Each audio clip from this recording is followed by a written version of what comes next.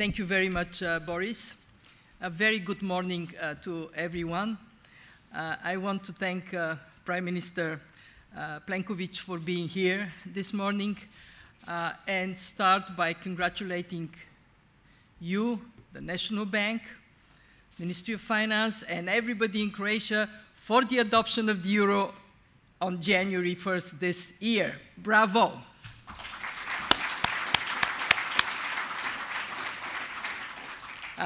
It is a great pleasure to finally come to Dubrovnik. I have been aspiring for it for some time. I have a huge admiration for this incredibly successful in its times city, and this admiration predates Game of Thrones. In my comments, I would echo a bit what Boris was saying. It is really appropriate we are here. This is a place that for centuries provided refuge to ships wrestling with bad weather and choppy waters. And that is what we are faced with today. We have seen over the last years, as Boris reminded us, unthinkable events. The pandemic, the war, and the very sudden increase in inflation rates leading to inevitably tightening of financial conditions. I remember starting in my position in 2019, October. What did we talk about? Low for longer. Here we are now talking about higher for longer. And that tremendous shifts, they tell us a very important message, and Boris reflected on it. We do have to learn to think of the unthinkable. As policymakers, we have to be much more adaptable than we used to be. And this conference is going to help us to think together about agility, adaptability in a more fragmented world. So where is the region? Like the rest of the world, it is being hit by persistently high inflation and slower growth. We know that headline inflation has started going down, not fast enough. We are far from where we should be, and core inflation is incredibly stubborn. We project that inflation will stay well above central bank targets past 2024. When we look into growth, let's remember that what has hit us is not without consequences. We calculated that the loss for this region, Central Eastern, Eastern Europe, for the 5 years since the pandemic, is 3.5% of our GDP. This is an equivalent of 50 billion euros wiped out. When we look into the key priorities for the times ahead, I want to concentrate on 3. First, on inflation and how you fight it without undermining your prospects for growth. Very difficult set of choices. Second, energy transition. And third, how do you navigate a new era of fragmentation? And like Boris, I would make references to Ragusa because it is actually remarkable how many we can make. So let me start with bringing down inflation. No one in this room by now doubts that the only way to win is to bring monetary policy, fiscal policy, and structural reforms to work in sync. Ragusa tells us something about it, which is prudent fiscal policies, if I may use this term. what I learned is that not only fiscal policy was effective, but it was also targeted to the most vulnerable people. And I think we have to do the same in the new world we are faced with. As unpleasant this is, I need to repeat what we have been saying for quite some time. Fiscal consolidation has to speed up exactly for the reason Boris elaborated. I'm not going to repeat it. What I want to add is that at the same time, we have to double and triple efforts around structural reforms, because otherwise we are going to be in slow growth for a long time. I would add one more lesson we learned during the pandemic. The same way people with strong immune systems withstood the virus, economies with strong fundamentals withstood the shock from the pandemic. And that relentless pursuit of strong fundamentals, investing in what would make countries of this region more competitive, reskilling, upskilling, making it so that we can grab every opportunity because we are well prepared for it. Subsidizing childcare. If we want our labor market to be a little less problematic, we have to get every willing and able body to be able to join the labor market. And that actually applies also to our friends from Ukraine, those who had to leave their homes and come to other countries to escape the horror of the war.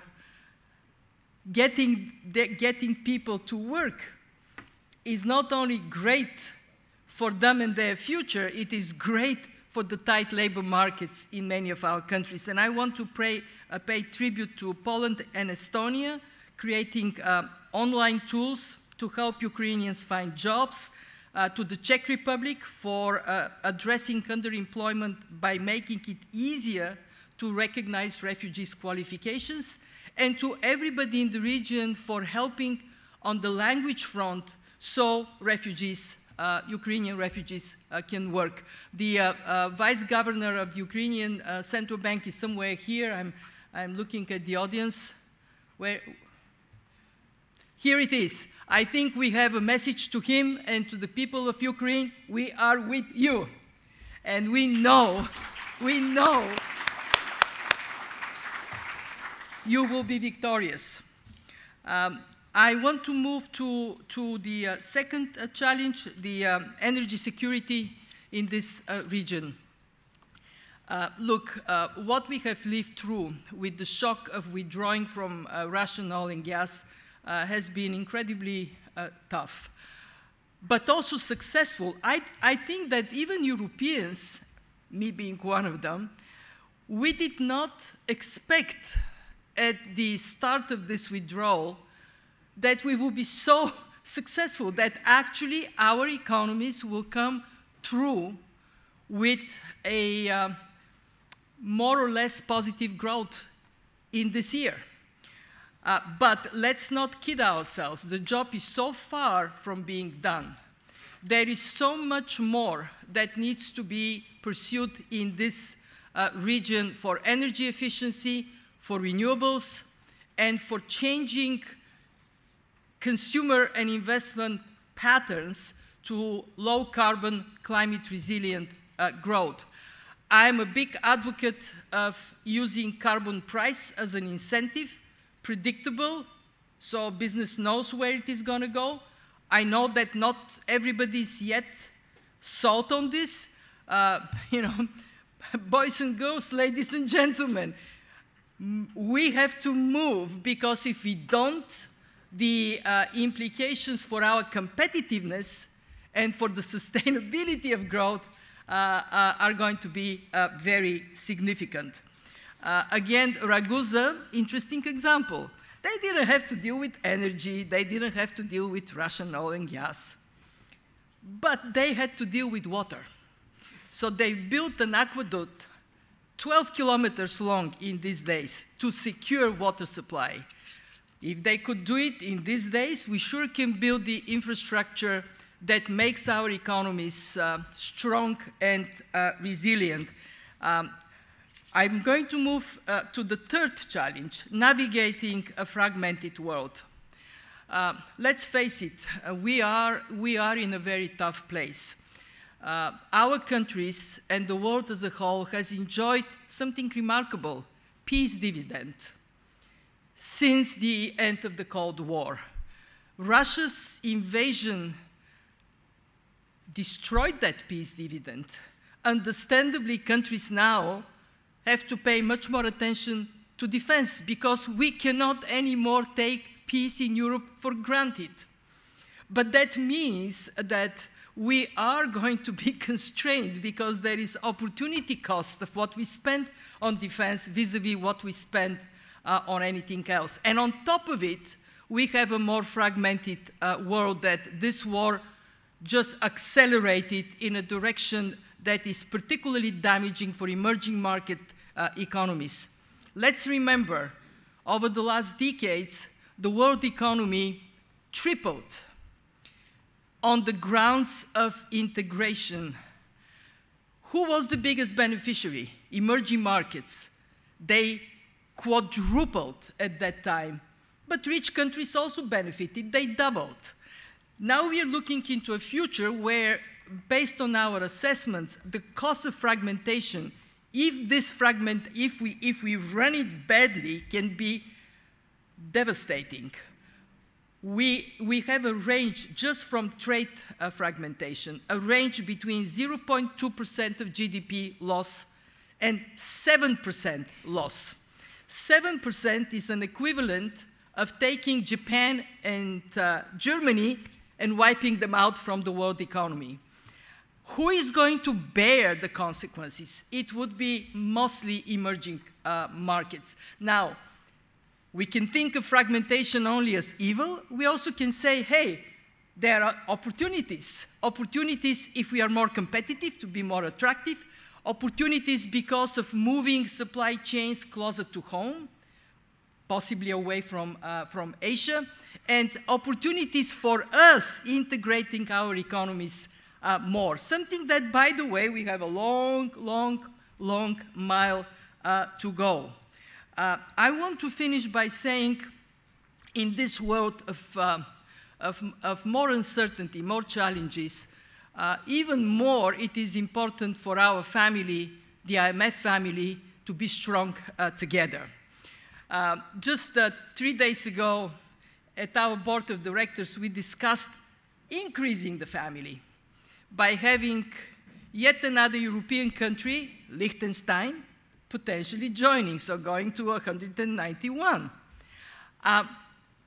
What we offer is, one, the value of keeping a hand on the pulse of each and every economy and giving you a perspective that individually, even the EU as a whole, cannot possibly have. And we intend to perform this function thoroughly in the years to come. Secondly, we offer policy coordination. Boris was right to say in the spring of 2020, we were scared. We were predicting the world economy to contract by around 10%. It did contract 3.1. Why did it contract so little? Because of policy coordination, monetary policy coordination, fiscal policy coordination. And we, the fund, we believe that we have a huge responsibility to carry that forward. And last but not least, of course, by providing financing to those who need it. During these last years, we have funded over 300 billion, largest commitment to 96 countries. Never in our history we have done so much for so many. And of course, we did the SDR allocation. Here in this region, we are financing Kosovo, Moldova, Serbia, North Macedonia, and of course, Ukraine. And I want to bring, since I have to finish with something you don't know, we now have the first Resilience and Sustainability Trust program for this region. It is for Kosovo. and we hope there would be many more to come. I want to finish with a reference to last night, Boris. We were in Lazaretti. What does that present? Think long term and build to last. So may we do that in our beautiful, vibrant, resilient, strong region. Thank you very much.